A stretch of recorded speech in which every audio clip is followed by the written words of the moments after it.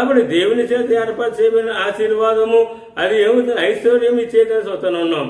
కానీ చాలా మంది చూసలేదు, ఆదివారం నాడు చర్చి మానేసి మరి పనులు చేసుకునేవారు ఉంటారు, వ్యాపారం చేసుకునేవారు ఉంటారు, ఉద్యోగాలు చేసుకునేవారు ఉంటారు.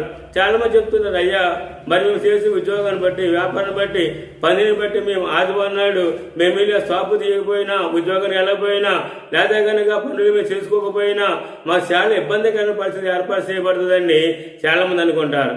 అది లోక సంబంధం ఆశీర్వాదకరమైన పరిగెడుతున్నాము, కానీ అది తాత్కాలికమైనదే.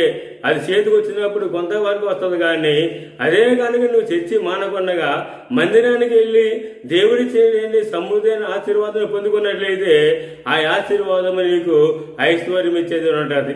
గమనించిన దేవుని పిల్లారా, ఈ యొక్క మర్మము చాలా మందికి తెలియక సొంత పనులు పెట్టుకొని ఆదివారం నాడు చర్చి మానేసి చాలా ఇష్టానుసారమైన జీవితం జీవించే చాలా మంది ఉన్నారు.